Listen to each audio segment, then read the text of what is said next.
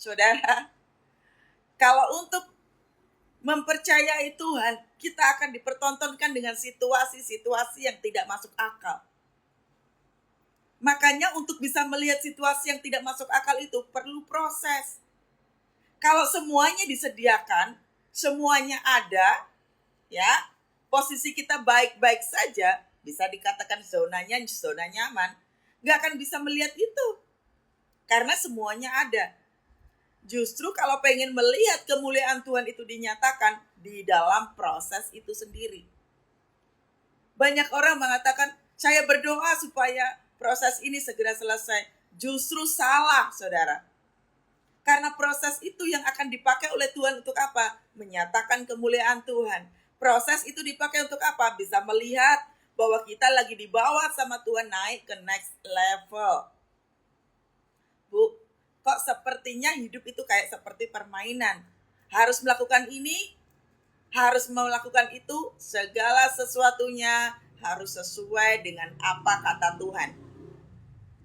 Ini bukan tentang peraturan, saudara. Hidup juga dalam pilihan. Anda boleh kok membuat suatu pilihan. Mau ikut Tuhan, cara Tuhan, atau dengan cara kita. Seberapa banyak kita yang berdoa tapi turut serta di dalam apa? Pencarian jawaban. Ujung-ujungnya apa? Tidak mengalami pertumbuhan. Yang kedua, ujung-ujungnya kita kecewa dengan Tuhan. Yang ketiga, kita mundur dari kehidupan kita. Penting sekali kita bisa melihat itu.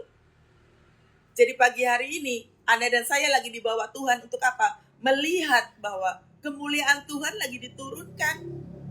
Supaya kita bisa melihat itu dengan jelas. Makanya proses yang sedang Anda dan saya hadapi hari-hari ini, untuk bisa melihat, ini benar gak sih firman Tuhan ini ngomong kayak begini? Bagaimana bisa berbagai macam jenis padang, tidak hanya bergirang, tapi di sini dikatakan berbunga. Kok rasa-rasanya tidak masuk akal? Kalau kita tidak ada di dalamnya, kita akan mengatakan tidak masuk akal. Kalau kita tidak bisa melihat itu semuanya, rasa-rasanya tidak masuk akal. Betul? Nah, seperti bunga mawar, ia akan berbunga lebat. Akan bersorak-sorai. Ya, bersorak-sorai. Dan bersorak-sorai.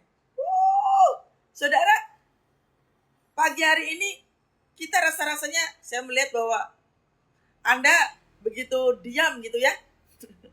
Ngelihatnya seperti, apa iya sih? Apa iya sih? Sampai kita akan ngalamin itu. Baca dulu, renungkan dulu, baru setelah itu kita lakukan. Makanya pelan-pelan lihatnya. Padang gurun, tadi saya sudah katakan, situasi tidak menyenangkan. Tidak ada pertolongan.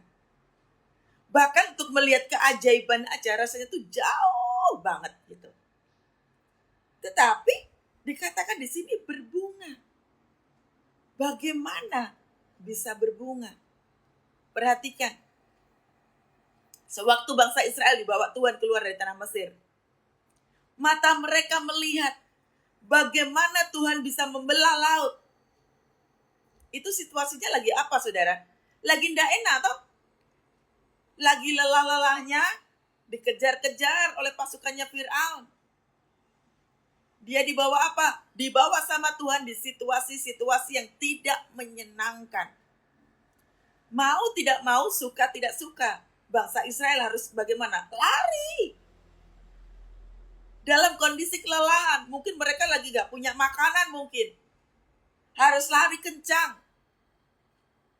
Karena kalau enggak, ketangkap dengan pasukannya Fir'aun. Tapi coba Tuhan mempertontonkan apa? Laut terbelah. Itu kan gak masuk akal. Bagaimana bisa Anda punya begitu banyak hutang, pada waktu hutangnya numpuk, pikiran-pikiran Anda adalah, aduh aku gak kuat. Aduh aku gak mampu menghadapi ini. Tapi coba, ketika Anda memaksakan diri proses demi proses, kalimat itu diucapkan mungkin setahun yang lalu. Kalimat itu mungkin diucapkan 2 tahun yang lalu. Tanpa Anda sadari, Anda berada di titik yang sudah berbeda. Anda gak sadar, kita gak sadar dibawa Tuhan kepada level yang sudah berbeda. 2 tahun yang lalu mungkin kita mengatakan, aku tidak kuat Tuhan. Tapi hari ini waktu kita merefleksi diri, oh iya ya, aku bisa melewati ini loh.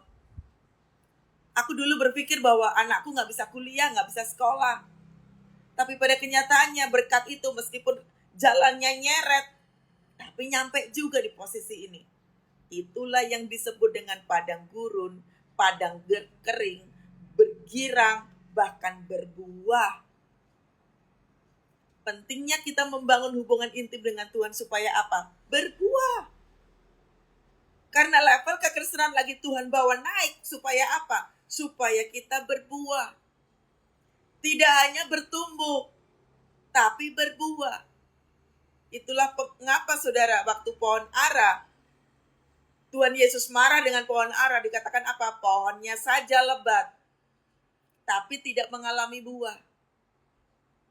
Percuma. Tuhan lagi membawa kita apa? Level kekristenan kita mesti berubah. Jangan lagi hidup dengan kata-kata melo. Bu, saya sudah enggak ini bu. Aduh bu, rasa-rasanya ini berasa kayak neraka. Paksakan diri. Makanya tema kita hari ini adalah menjadi kuat dan teguh. Tidak hanya kuat, tapi teguh. Amin. Bersorak-sorai. Hari kemarin, hari Minggu, waktu saya datang pujian penyembahan, saudara. Yang saya lihat waktu pujian penyembahan kemarin di gereja saya melihat ada begitu banyak jemaat lagi bergirang. Yang saya rasakan jemaat itu banyak mengalami tekanan kehidupan.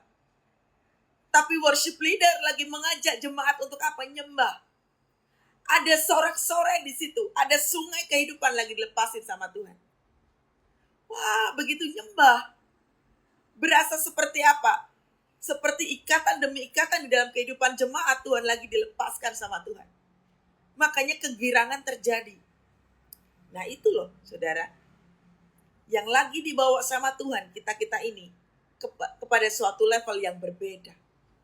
Bagaimana bisa jemaat Tuhan yang lagi frustrasi, jemaat Tuhan yang lagi cari jawaban gak dapat, tiba-tiba dia hadir dalam sebuah ibadah dan Tuhan melakukan apa? Pembebasan. Inilah yang disebut dengan padang gurun. Bisa berbunga, bisa berbuah, bisa bergirang. Ini. Masalah boleh ada, tekanan boleh ada, tapi jangan frustrasi. Jangan menyerah. Terus jalan. Larinya makin kencang. Makanya saudara, kalau Anda sudah mulai gak mau doa, sudah gak melakukan pujian penyembahan, wassalam saudara. Karena sekalinya kita melepaskan diri dari si pokok anggur ini, maka kita bisa ngelihat kok sebenarnya. Ketika kekuatannya sudah mulai turun, kita bisa cek apakah kita masih melekat kepada Tuhan. Atau jangan-jangan suara kita belum nyaring. Nah, kita bisa lihat itu. Komposisi kekristenan kita, komposisi kekuatan mental kita bisa nampak pada saat apa? Tekanan itu datang. Makanya berlatihlah di dalam sebuah kehidupan itu bahwa segala sesuatunya itu baik. Mulut itu memperkatakan firman Tuhan. Dikatakan gini loh, bunga mawar itu akan berbunga lebat. Tekanan boleh ada, tapi bukan melo terus. Semua hamba Tuhan dihubungi, tolong doakan saya, saya tidak kuat, saya tidak mampu. Tolong. Saudara, justru di situasi yang sulit seperti ini waktunya Anda dan saya datanglah sendiri di hadapan Tuhan. Latihlah sendiri telingamu. Latihlah sendiri matamu untuk bisa melihat itu. Latihlah diri untuk bisa melihat itu. Supaya apa? Supaya kita bisa melihat cara Tuhan kerja.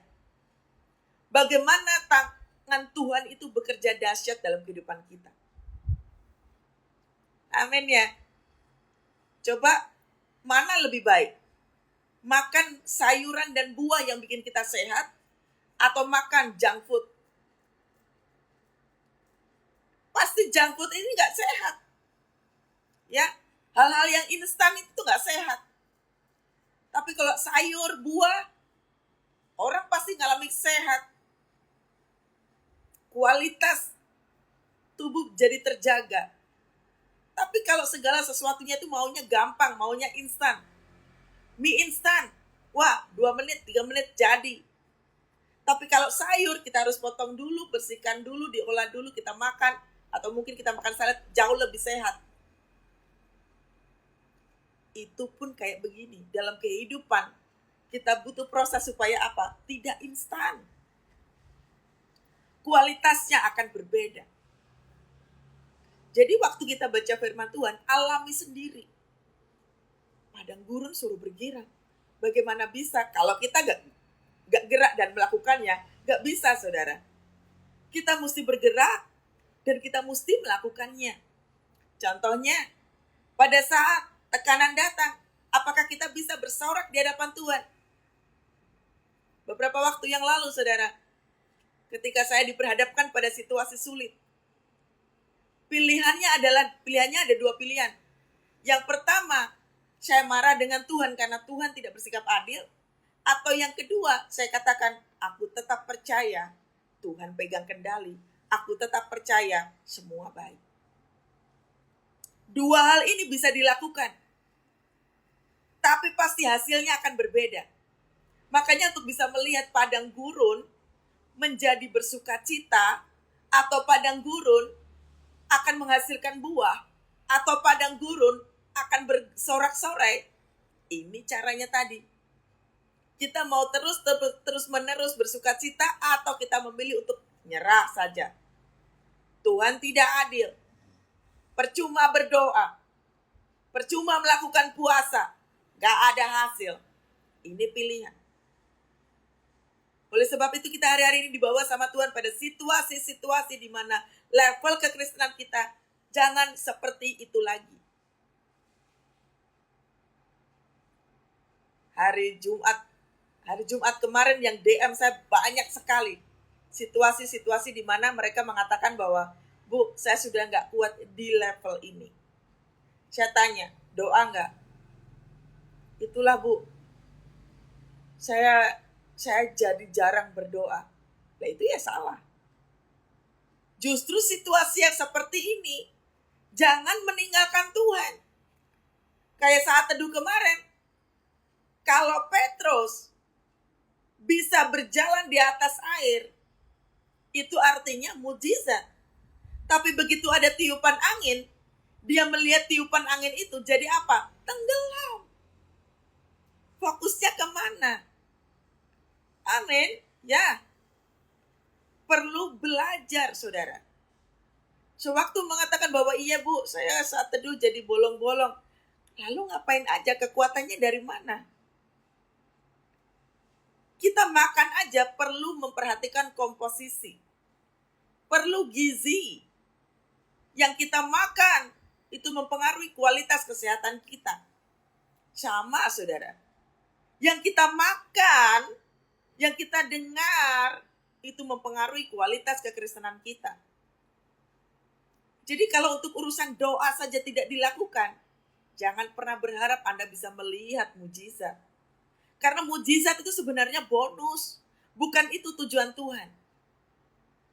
Selama hubungan kita dengan Tuhan itu baik, selama kita membangun doa, pujian, penyembahan, kita baru akan bisa melihat yang dikatakan firman Tuhan ini.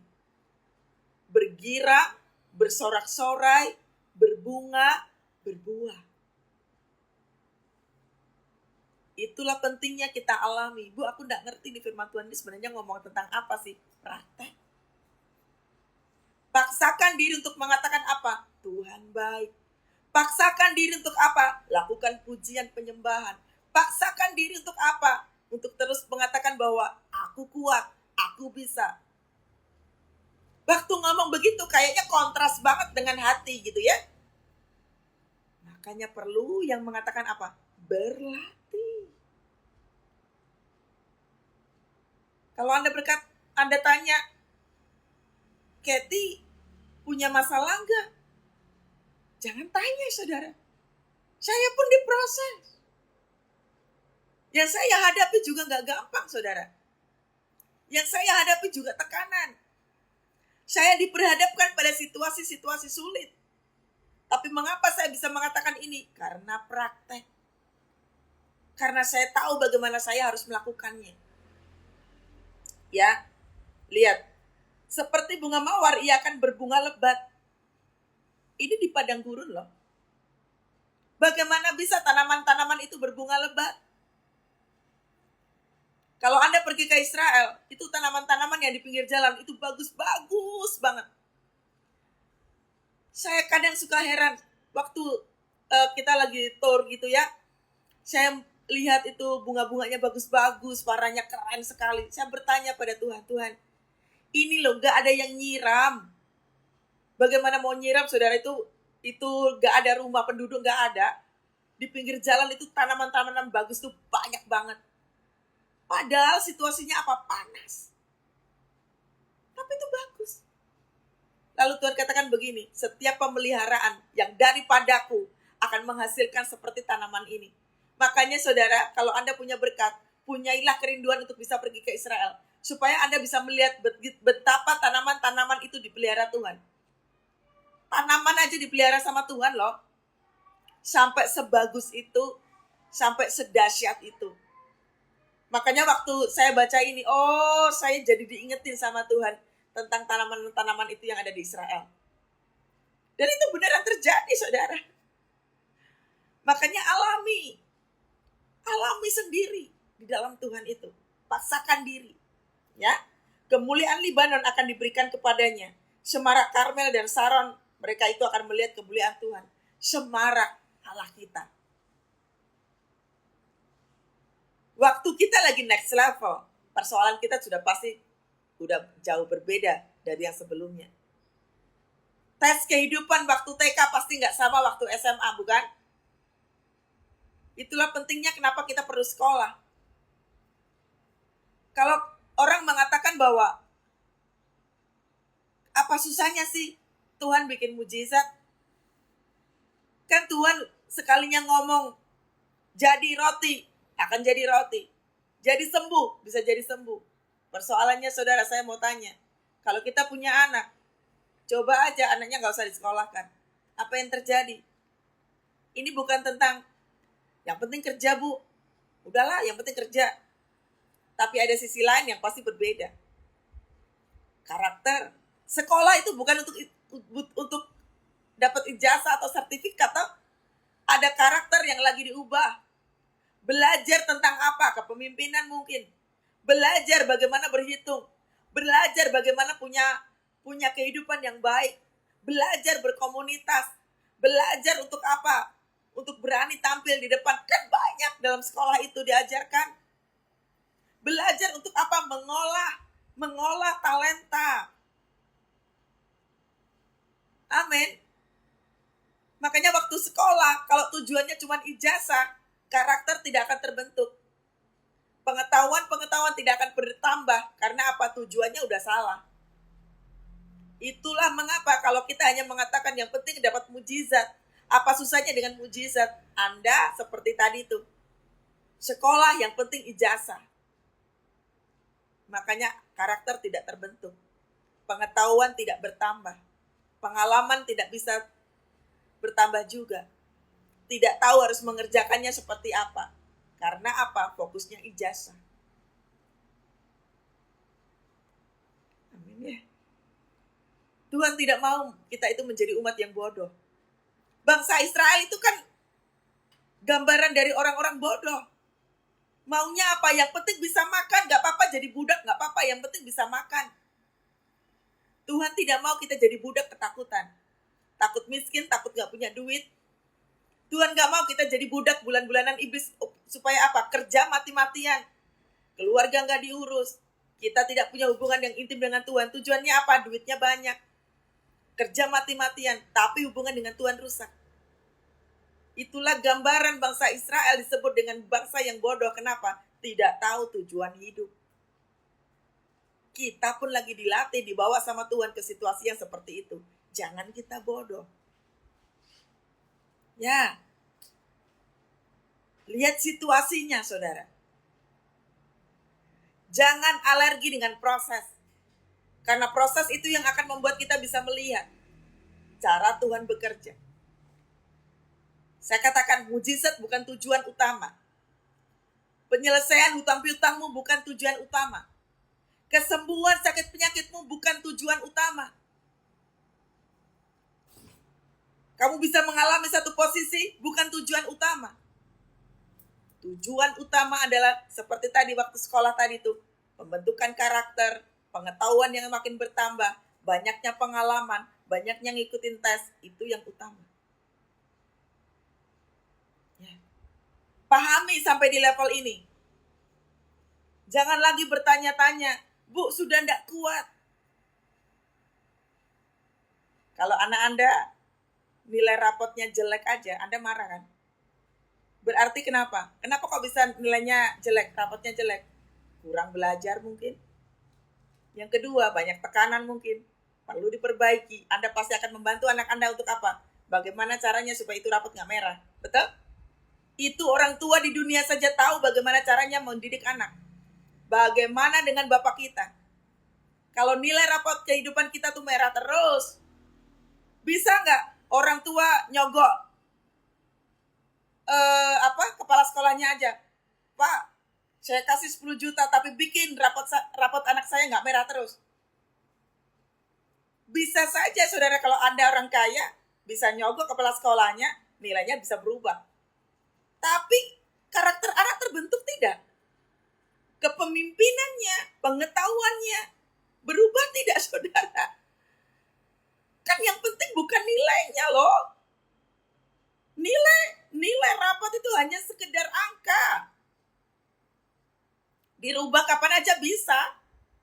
Tapi kan bukan itu poinnya. Paham ya? Jadi kejarlah namanya pembentukan. Lihat dari kehidupan kita sehari-hari, anak sekolah aja. Kita ajar supaya apa? Bangun pagi-pagi. Ajar dulu. Untuk apa? Kita bisa belajar. Oh nak, kamu harus bangun pagi-pagi. Ayo nak, waktunya belajar. Ayo nak, waktunya ngerjain PR. Gitu kan? Mana ada orang tua mengatakan, sudahlah nak, nanti kepala sekolahnya aku sogok pakai duit supaya rapotmu bagus. Gak ada kan orang tua begitu? Sama saudara, sama. Di dalam kehidupan kita, Tuhan pun juga begitu. Mujizat itu urusan belakangan. Ya, kemuliaan Libanon, kalau kita bisa melihat bahwa Libanon itu penghasil kayu. Semarak, Karmel ini gunung. Dan Saron itu kayak dataran, dataran ya.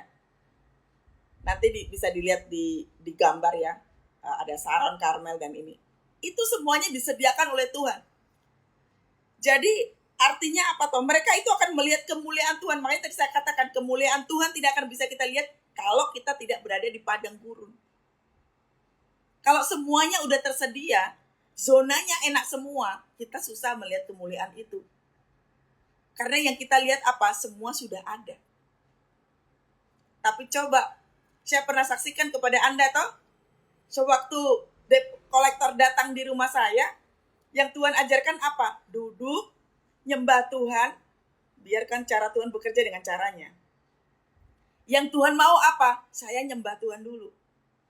Bukan debt collector lagi di depan rumah, biarkan saja. Karena kan itu kesalahan kita. Bagaimana bisa debt collector di depan? Berarti kan waktu bikin hutang, kita nggak berkeputusan dulu dengan Tuhan. Jadi selalu ada konsekuensi. Setiap keputusan yang salah selalu ada konsekuensi. Makanya yang lagi dibayar oleh kita itu waktu kita mengalami penderitaan dalam arti tanda kutip itu, kita lagi bayar konsekuensi. Bayar aja sekarang saudara. Tapi bukan berarti itu hukuman, beda loh ya. Bayar konsekuensi tidak sama dengan hukuman. Tuhan lagi tidak hukum. Tuhan justru lagi mengubah kita dalam apa? Prosesnya, levelnya berbeda. Makanya waktu nyembah Tuhan, kok bisa debt collectornya tiba-tiba jadi lunak? Kok bisa setelah nyembah Tuhan, debt collector gak datang lagi? Makanya jangan melihat bagaimana cara Tuhan kerja. Anda gak usah pusing-pusing cari jawaban doa. Jadi stres sendiri. Itulah dikatakan mereka akan melihat kemuliaan Tuhan. Nih, di ayat yang kedua. Mereka akan melihat kemuliaan Tuhan. Di mana? Ini lihat di ayat yang pertama. Mereka di padang gurun, mereka di padang kering, mereka di padang yang gak ada buahnya, mereka di padang yang betul-betul gak ada pertolongan. Anda mesti buktikan, termasuk saya pun membuktikan. Ya, saya sudah saksikan beberapa waktu yang lalu. Pada waktu saya punya atap dapur roboh, sekalinya saya punya respon jelek. Saya marah dengan Tuhan mungkin. Apa yang terjadi, saudara? Pasti saya tidak akan bisa melihat pertolongan Tuhan. Coba, bedanya ketika saya mengucap syukur di hadapan Tuhan, Tuhan terima kasih. Saya cukup mengatakan Tuhan kau baik. Itu sudah mewakili kita memuji Tuhan dalam tekanan.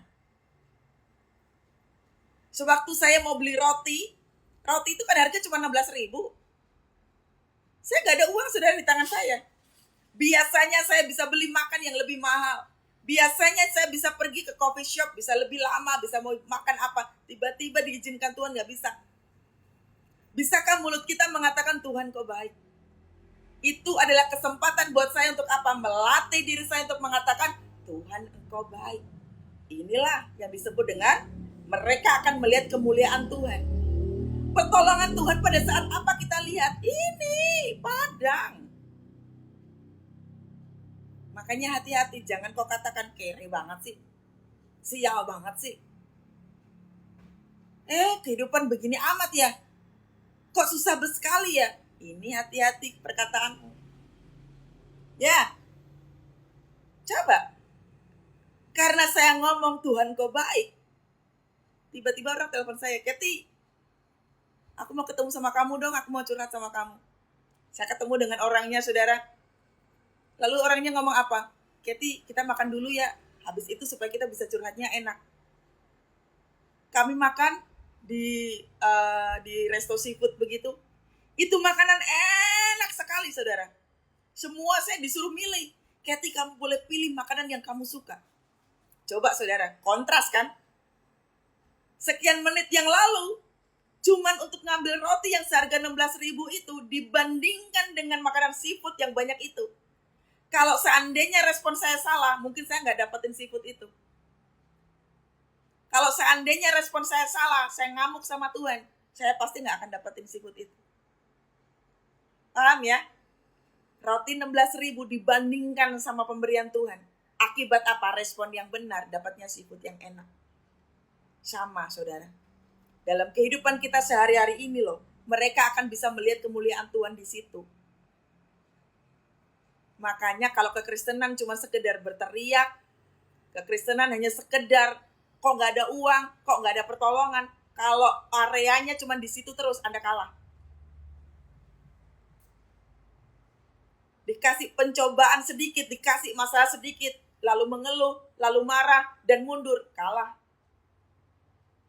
Karena kekristenan bukan tentang yang penting bisa makan, yang penting bisa punya rumah, yang penting bisa ini, Anda kalah sudah.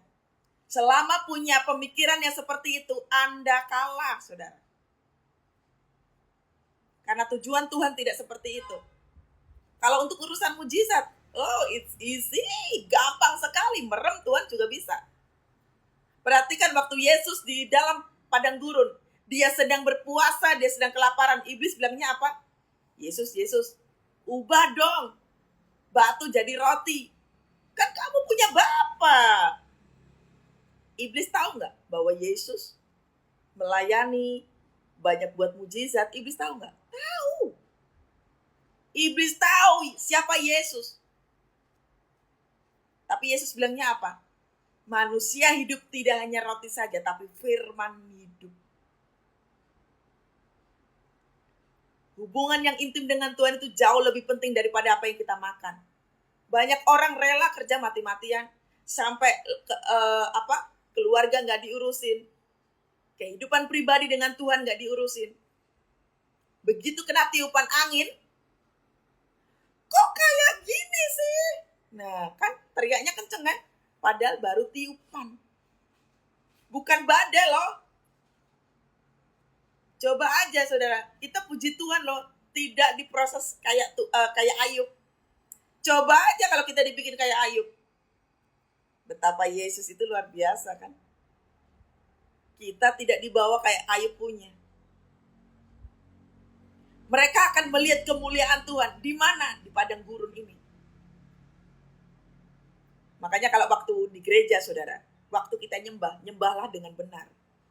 Waktu worship leader lagi ngajak kita untuk nyembah, nyembahlah dengan benar. Jangan sibuk dengan HP. Kalau firman Tuhan lagi dilepaskan, firman Tuhan lagi diajarkan, jangan sibuk sama HP-nya. Apalagi pikirannya, nanti makan di mana ya? Oh, nanti habis ini mau pergi kemana ya? Anda kehilangan momen. Karena di situ Tuhan lagi bicara. Tapi kalau pikiran kita sibuk pada makanan, sibuk dengan kesibukan, sibuk pengen meninggalkan gereja, Anda akan kehilangan momen dengan Tuhan. Jangan heran kalau ketika ada tiupan angin itu, boro-boro untuk bisa bilang yes. Yang ada apa? Tuhan kok kayak gini? Baru tiupan loh. Bukan badai. Ya? Amin. Lalu yang ketiga dikatakan begini. Kuatkanlah tangan yang lemah lesu. Kuatkanlah tangan yang lemah lesu. Jadi waktu kita lemah dan lesu, Tuhan perintahkan apa? Kuat. Ini kalimat perintah. Jadi bagaimana supaya kita kuat? Datang dalam hadirat Tuhan, cari wajah Tuhan, perkatakan firman Tuhan. Kita harus tahu senjata perang kita apa. Kalau kualitas kekristenan kita hanya sebatas, kok gini amat ya punya kehidupan? Kok susah ya? Anda udah jauh, kualitas kekristenannya masih di bawah banget. Larilah kencang. Ya, kuatkanlah tangan yang lemah lesu. Itu kalimat perintah. Kalimat perintah untuk apa? Nguatin diri. Makanya tadi di ayat yang pertama kan udah dijelasin itu. Kalau mau melihat padang gurun bersorak, kalau mau melihat padang gurun menghasilkan buah, lakukan yang ketiga ini. Kuatkanlah yang letih lesu. Ada bagian Tuhan, ada bagian kita. Jangan cuma nyerah, ngalir, tapi kita nggak melakukan sesuatu. Pray until something happen. Jangan berhenti berdoa sebelum segala sesuatunya itu berubah. Kalau doa cuma sekali, 2 kali saat teduh bolong-bolong, Anda mendapat kekuatan dari mana, saudara? Ranting aja harus melekat kepada si pokok anggur. Sekalinya ranting itu patah, boro-boro untuk menghasilkan buah. Untuk bisa melekatkan diri si ranting ini aja, mengalami pertumbuhannya susah sekali. Kalau doa cuma karena kebutuhan, doa kalau nunggu momen, Anda tidak akan pernah berbuah. Yang ada menjadi kembali lagi. Remedi lagi, ngulang lagi, nggak ada pertumbuhan. Itu terus. Jadi ada perintah Tuhan hari ini. Kuatkanlah tangan yang lemah lesu. Itu tugas kita. Dikatakan begini, dan teguhkanlah lutut yang goyah. Nah, lutut yang goyah ini bicara tentang apa? Kelemahan tubuh. Lututnya buat jalan udah gak kuat. Karena waktu di padang gurun, siap-siap aja. Waktu kita dibawa sama Tuhan di padang gurun. Siap-siap lapar, siap-siap kehausan, siap-siap gak ada pertolongan. Dan Tuhan katakan apa? Kuatkanlah.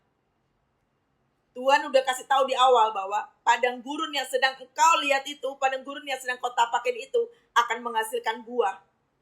Makanya kalau tidak melakukan firman Tuhan, tidak ngerti. Keluh kesahnya kurangin, saudara. Jangan itu melulu yang diperkatakan. Nggak kuat. Sekali 2 kali oke. Tapi kalau itu seperti dideklar terus-menerus, apa yang kau takutkan itu yang terjadi. Ya, kuatkanlah tangan yang letih lesu, dan teguhkanlah lutut yang goyah. Jadi ini bicara tentang apa? Situasi yang engkau dan aku gak kuat. Yang tadi yang dikatakan sama jemaat Tuhan tadi tuh, gak kuat bu, udah gak kuat. Waktu engkau mengatakan gak kuat, Firman Tuhan katakan apa? Kuatkan. Berarti ada bagian yang harus kita lakukan. Kuatkan, kita yang harus kuatin.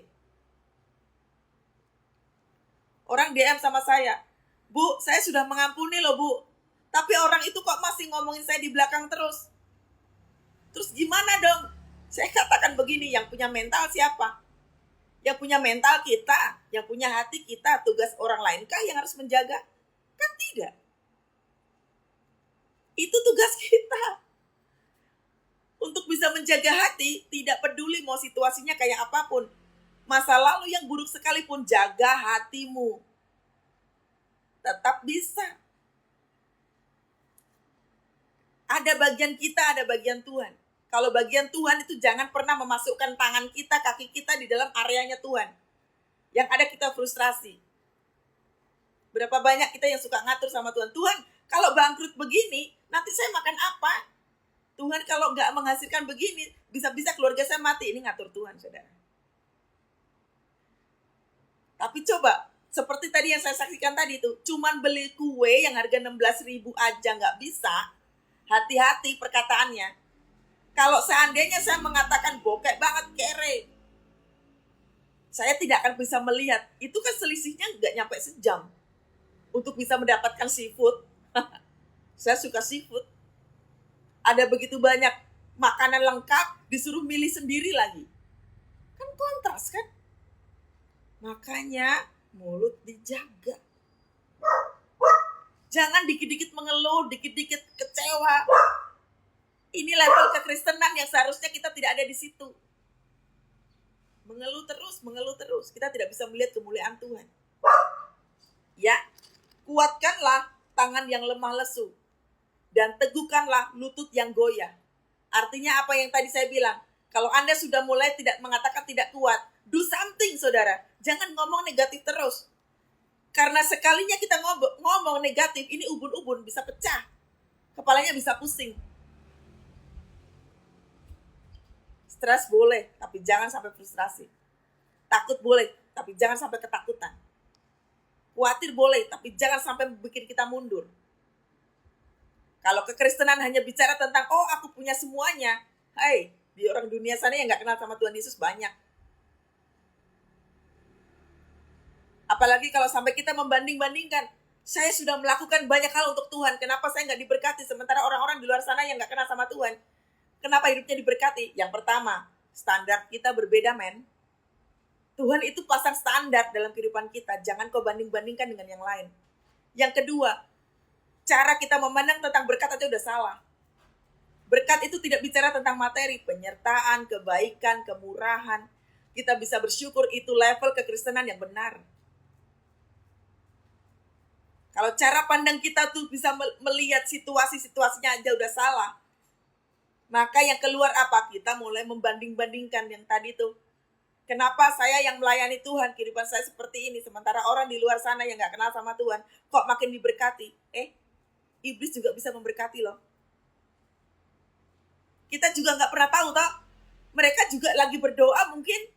Kan kita gak pernah tahu proses.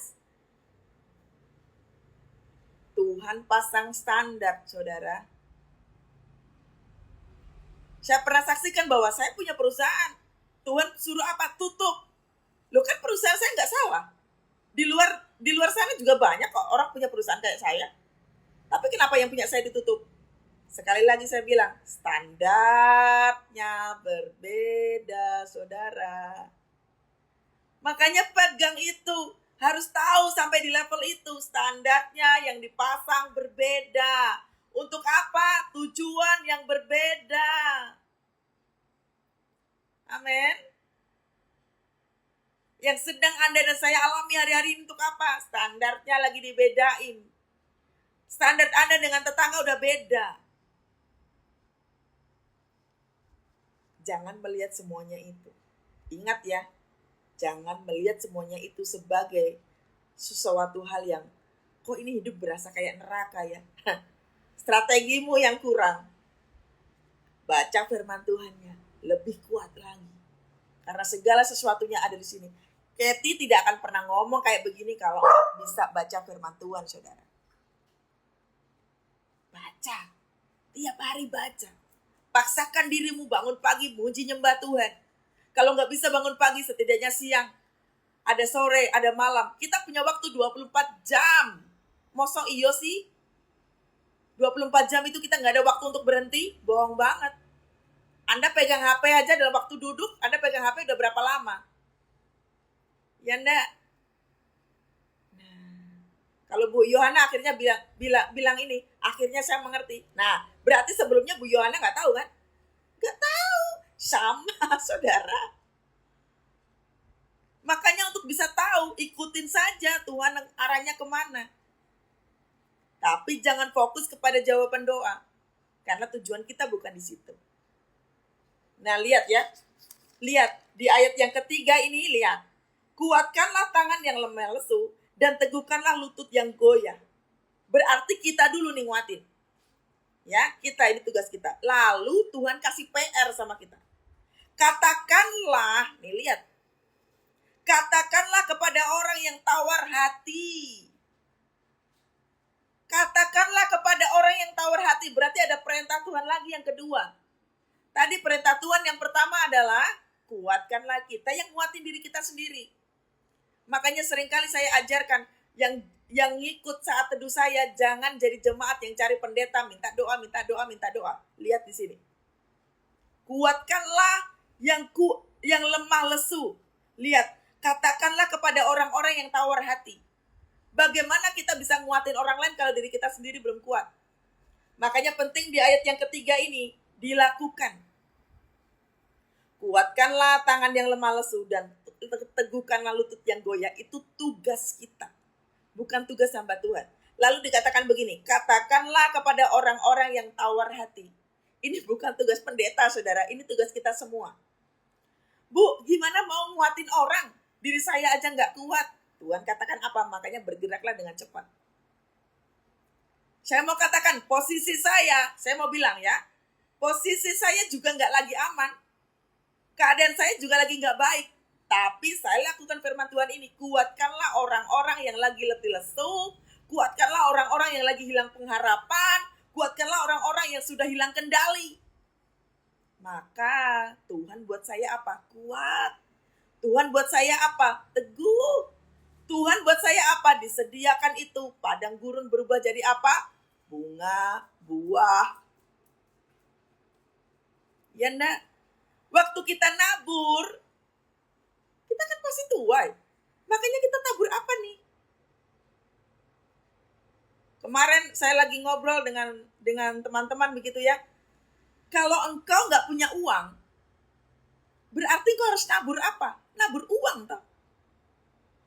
Jangan kita minta tabur mangga tapi kita tanamnya semangka. Bisa?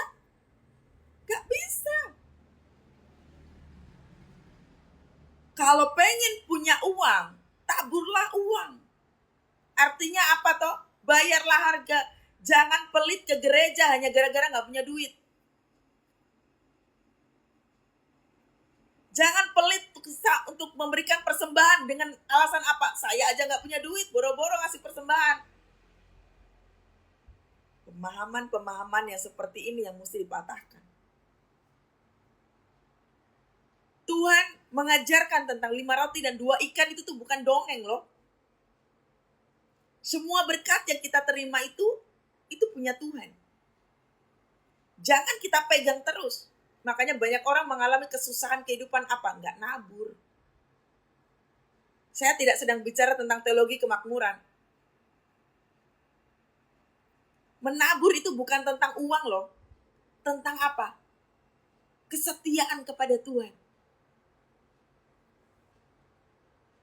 Kalau ada orang berkesusahan di luar sana, kalau engkau punya makanan, mungkin cuma nasi dan telur, dan beberapa sayur begitu ya.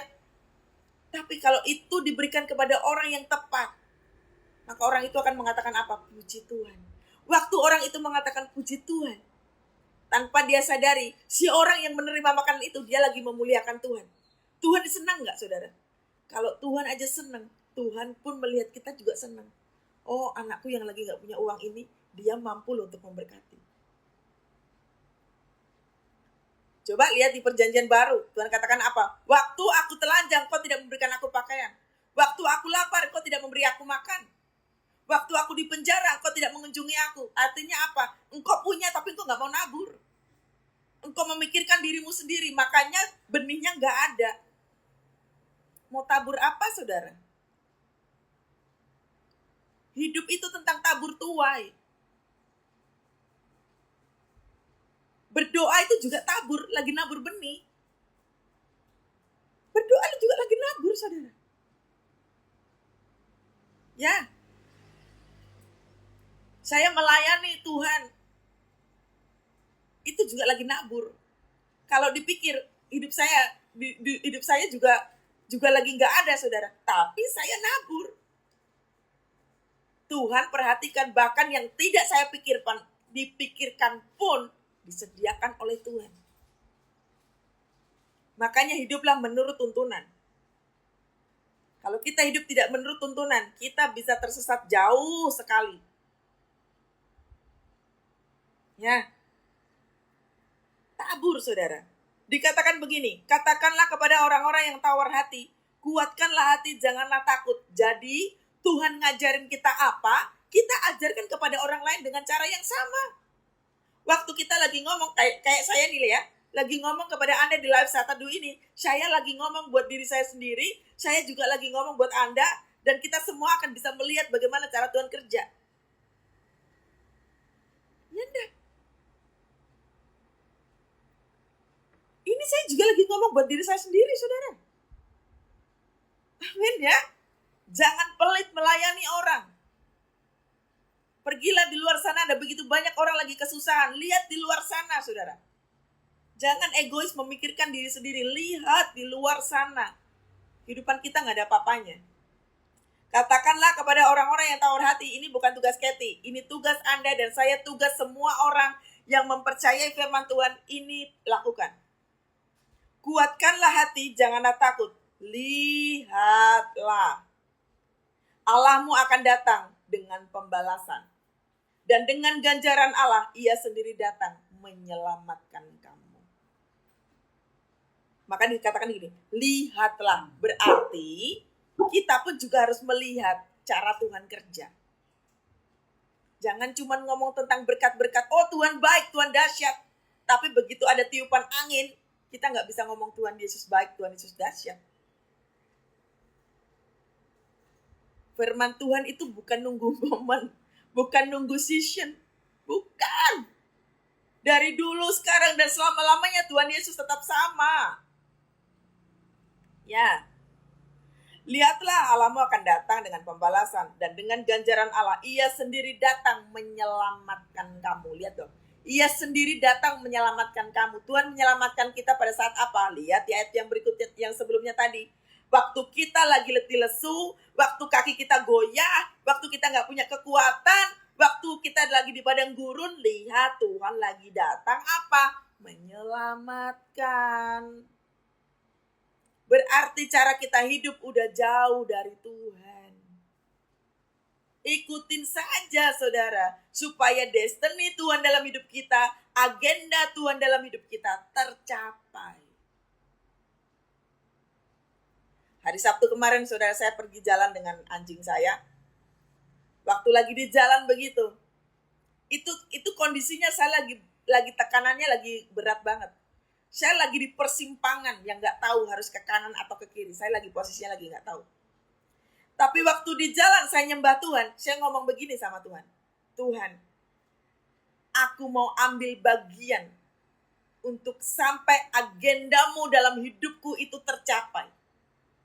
Sewaktu aku dalam bakal anak, sewaktu aku dalam kandungan ibuku, Engkau sudah menaruh agenda pribadi dalam kehidupanku. Engkau sudah menaruh rancangan mulia di dalam hidupku. Sekarang Tuhan, aku perkatakan di hadapanmu, sekarang aku ambil bagian dalam penyelesaian agendamu itu untuk hidupku. Agar supaya rancangan Tuhan terjadi atas hidupku. Itu waktu ngomong kayak begitu, saudara. Yang tadinya iblis berusaha untuk intimidasi saya, mental. Iblis itu paling suka intimidasi sama orang apa? Melo. Iblis paling suka intimidasi pada orang yang bagaimana, saudara? Marah.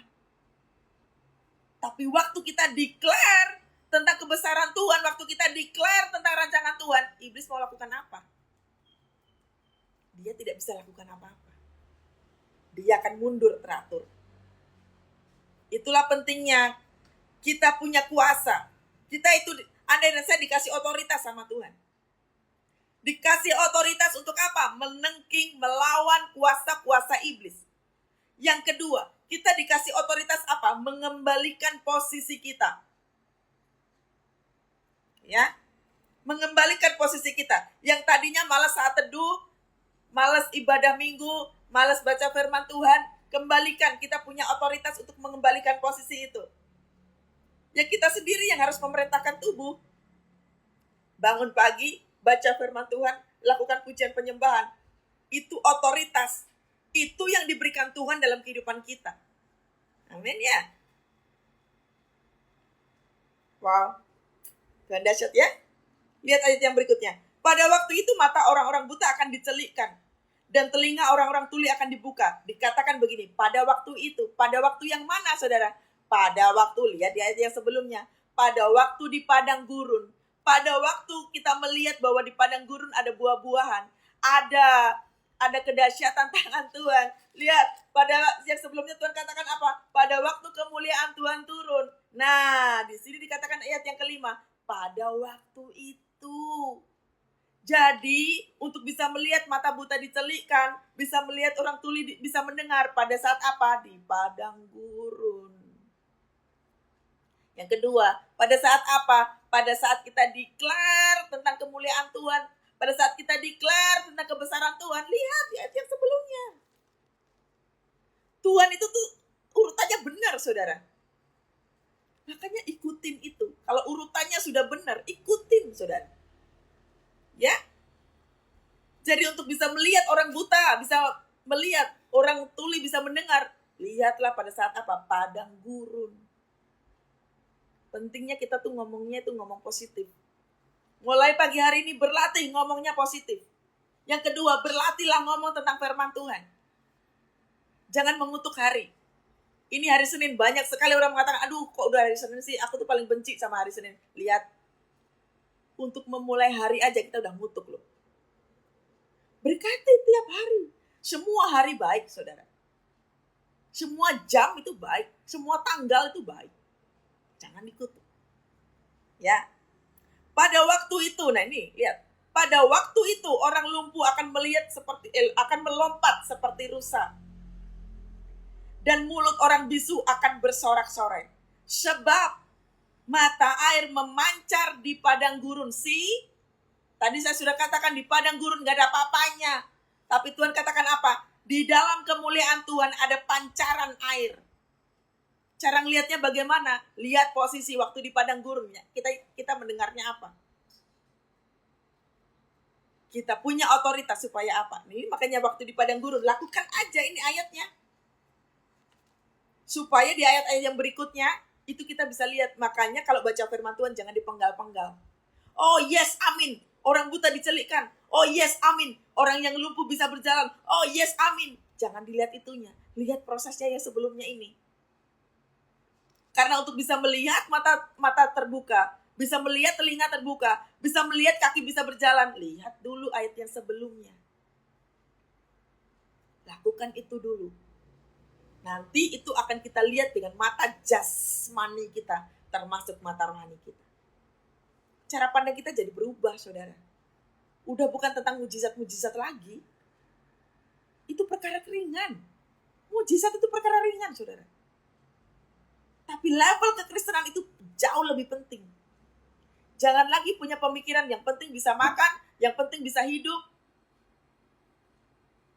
Kualitas kekristenan berubah, ya. Levelnya mesti berubah. Perhatikan ayat yang ke-7. Tanah pasir yang hangat akan menjadi kolam. Perhatikan, padang gurun loh ada kolam. Itu kalau nggak Tuhan yang melakukannya nggak bisa, saudara.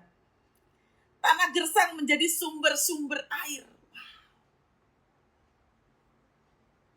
Tadi tuh, yang gara-gara roti 16.000 tadi tuh, berarti kan situasinya Kathy lagi dibawa ke padang gurun toh. Untuk bisa bayar 16.000 aja nggak bisa. Mau makan dalam kondisi Kathy-nya lagi lapar. Lagi di padang gurun. Tapi lakukan apa? Kathy melakukan apa? Kathy melakukannya apa ini? Bersorak-sorai. Ayat berikutnya kan bersorak-sorai. Bersorak-sorai bicara tentang apa? Tetap memuliakan Tuhan walaupun gak bisa bayar roti 16.000. Tetap memuliakan Tuhan walau bisa menahan lapar untuk sekian menit. Baru setelah itu kemuliaan Tuhan turun, dinyatakan apa? Tiba-tiba orang telepon, ngajakin makan. Bandingkan roti 16.000 sama ikan-ikan tadi yang banyak itu tuh. Ikan-ikan itu gak akan pernah saya lihat kalau saya tidak mengucap syukur di awal. Ya, lihat loh, tanah pasir yang hangat menjadi kolam. Sampai tanah gersar menjadi sumber-sumber air. Saya nggak pernah, saudara, sampai saya itu kekurangan makanan, saya nggak pernah. Sewaktu diproses sama Tuhan, saya tidak pernah kekurangan makanan, itu nggak pernah sama sekali. Yang saya makan selalu enak. Suatu kali, saudara, waktu saya dalam pelayanan begitu, saya diperlihatkan sama Tuhan begini. Sama-sama nggak punya pekerjaan. Sama-sama duitnya juga nggak banyak. Sama-sama lagi diproses. Tapi si orang ini makanannya gorengan, makanannya mie ayam, mie Indomie. Terkadang untuk bisa pulang aja nih, mau naik taksi nggak ada uang. Tapi bandingkan, pada waktu itu saya mengatakan begini, kok aku nggak sampai begitu ya? Betapa puji Tuhannya saya. Lalu Tuhan katakan begini, masalah boleh sama, tapi kalau responnya salah, maka yang menghasilkan kayak begitu. Karena di dalam Tuhan itu nggak ada, saudara. Nasi sama garam itu harusnya nggak ada. Cuman makan nasi aja. Apalagi sampai beras nggak punya. Di dalam Tuhan seharusnya tidak ada seperti itu. Makanya yang perlu kita cek adalah bagaimana kita memperlakukan Tuhan. Bagaimana kita bisa mengucap syukur di hadapan Tuhan. Bagaimana kita melakukan hari-hari kita berjalan bersama-sama dengan Tuhan. Itu penting. Kemarin saya lagi ngobrol sama teman-teman Komsel begitu. Dia cerita begini, saya dulu makan nasi dan garam. Saya bilang begini, apa yang kau tabur? Kok sampai cuma nasi dan garam? Iya, karena saya nggak punya uang. Apa yang kau tabur? Realitas, saudara. Jangan sampai kita mengalami posisi itu. Ya enggak? Di dalam Tuhan tuh gak mungkin, saudara, kita tuh sampai kelaparan, gak punya apa-apa. Gak mungkin. Respon itu penting. Bagaimana cara kita memperlakukan Tuhan itu penting. Makanya ucapan demi ucapan itu penting sekali. Ya. Jadi ingat baik-baik. Sewaktu mungkin Anda mengatakan bahwa, aduh Bu, buat beli beras aja susah. Cek, kau sedang nabur apa hari-hari ini? Bagaimana tidak bisa menghasilkan buah? Ya, amin ya. Di situ akan ada jalan raya yang akan disebut Jalan Kudus. Nih, kalimatnya gede banget. Jalan Kudus. Orang yang tidak tahir tidak akan melintasinya. Orang-orang pandir tidak akan mengembara di atasnya. Di situ tidak akan ada singa. Binatang buas tidak akan menjalaninya. Perhatikan. Sewaktu saya diproses Tuhan habis-habisan, saya nggak sakit-sakitan. Nggak gampang frustrasi, nggak gampang nyerah. Pelayanan terus. Saya nggak pernah cuti pelayanan demi apa? Demi menyelesaikan masalah. Karena saya melo, mood saya swing. Pelayanan tetap terus. Saya nggak gampang untuk menyalahkan Tuhan. Saya nggak gampang untuk kecewa dengan Tuhan. Lihat ini loh. Di situ tidak akan ada singa. Makanya respon itu penting. Penyertaan Tuhan itu berkat. Kalau pemikiran kita berkat itu cuma rumah, mobil, posisi pekerjaan, deposito, nama baik kita, Anda salah. Kita bisa tidur aja nih, gak pakai obat tidur. Itu berkat loh. Di luar sana masih banyak orang, kebanyakan pikiran sampai gak bisa tidur, nyenyak. Mau makan susah. Mau makan gak ada kenikmatan. Ya, hidup kayak begini. Nah, Ya, amin ya. Di situ tidak akan ada singa dan binatang buas tidak akan menjalaninya. Dan tidak akan terdapat di sana orang-orang yang diselamatkan akan berjalan di situ. Dan orang-orang yang dibebaskan Tuhan akan pulang dan masuk ke Sion dengan bersorak-sorai, sedang sukacita abadi meliputi mereka. Nih saudara, sampailah di posisi ini, sampailah di level ini. Amin. Sampailah di posisi ini. Kegirangan dan sukacita akan memenuhi mereka. Kedukaan dan keluh kesah akan menjauh. Sampailah di posisi ini, saudara. Jangan lagi ngeluh. Wah, hidupnya kayak begini. Wah, susah. Wah, gak ada jalan keluar. Wah, mundur aja. Jangan ada lagi di level seperti ini. Amin. Lihat dari perspektif yang berbeda. Anda dan saya tidak sedang dihukum oleh Tuhan. Anda dan saya lagi dibawa Tuhan ke level berikutnya. Amin ya. Dahsyat ya Tuhan kita. Jadi apa yang kita lakukan saudara hari-hari ini? Yang pertama, kunci utamanya adalah miliki hati yang bersorak-sorai di hadapan Tuhan. Nyembah Tuhan aja saudara. Ya, nyembah Tuhan aja. Ketika semua pintu lagi tertutup, nyembah Tuhan saudara. Biarlah hatimu bergirang. Biarlah kasih Tuhan itu dicurahkan di dalam kehidupan kita. Sewaktu apa? Kita lagi bergirang. Ya, melompat. Bersorak-sorai hatimu. Amin. Saya tahu saudara yang ikut live ini lagi dibangkitin sama Tuhan. Wow, thank you buat komennya. Terima kasih saudara. Lihat, waktu firman Tuhan dilepaskan, Roh Kudus kerja dahsyat banget. Miliki perspektif yang berbeda. Yang kedua, yang pertama tadi kita bersorak-sorai. Yang kedua, kita lakukan apa? Kuatkan diri saudara. Kuatkan diri. Bagaimana cara kita menguatkan diri? Deklarasikan, perkatakan firman Tuhan. Amin. Lalu berikutnya, yang ketiga apa? Kuatkan orang-orang di luar sana. Kuatkan saudara. Habis ini nanti tuh kasih tahu ke orang-orang di luar sana. Tadi saat teduh bareng sama Bu Kety. Wow, saya dapat ayat firman Tuhan ini. Ayo kita sama-sama jadi orang kuat. Wow, Anda lagi nabur nih. Anda lagi nabur saudara. Amin. Lalu yang keempat, kita disuruh sama Tuhan apa? Bersorak-sorai lagi. Bersorak-sorai lagi. Terus. Amin. Ayo kita doa sama-sama. Oh yes Lord. Aku punya Tuhan yang besar, yang telah berjanji dan sanggup menggenapi imanku bersepakat percaya kuasanya.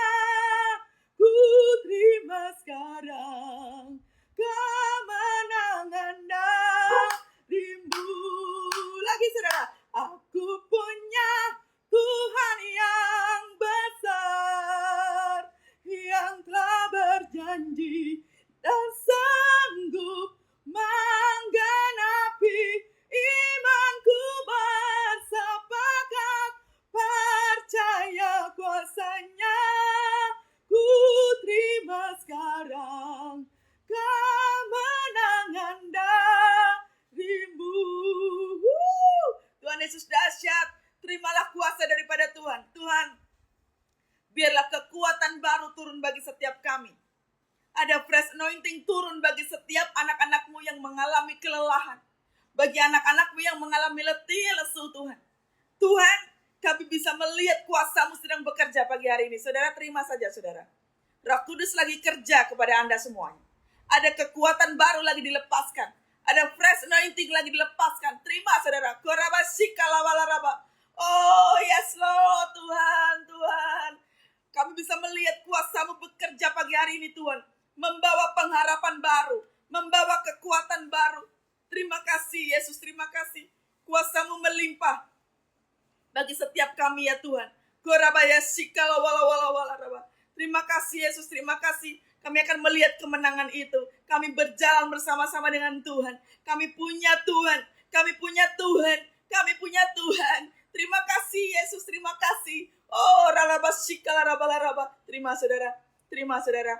Anda mengalami sukacita Tuhan. Anda yang tadinya ikut live ini dalam kondisi depresi banget. Terima sukacita Tuhan, saudara. Terima. Dahsyat. Koralarabaya sikalawalawalawa. Oralarabaya syakalawalawalawa. Thank you Tuhan. Ayo ucap syukur sama-sama. Oh, terima kasih Yesus, terima kasih Tuhan, terima kasih. Terima kasih Tuhan baik. Tuhan dahsyat. Tuhan luar biasa. Terima kasih Tuhan, matur nuwun Gusti. Terima kasih. Terima kasih Tuhan Yesus luar biasa. Terima kasih. Terimalah berkat daripada Allah Bapa, Putra dan Roh Kudus. Menyertai kita mulai pagi hari ini dan selama-lamanya. Hari ini hari Senin diberkati Tuhan, berlimpah-limpah dengan kasih setia dan kemurahan Tuhan. Keluargaku diberkati Tuhan, pekerjaan pelayanan, rumah kami diberkati Tuhan, usaha bisnis diberkati Tuhan. Dalam nama Tuhan Yesus, roh sukacita mengalir dalam nama Tuhan Yesus. Haleluya, haleluya. Mari katakan sama-sama saudara. Amin. Dahsyat. Aku punya Tuhan yang besar, yang telah berjanji dan sanggup menggenapi imanku bersepakat percaya kuasanya. Ku terima sekarang kemenangan dari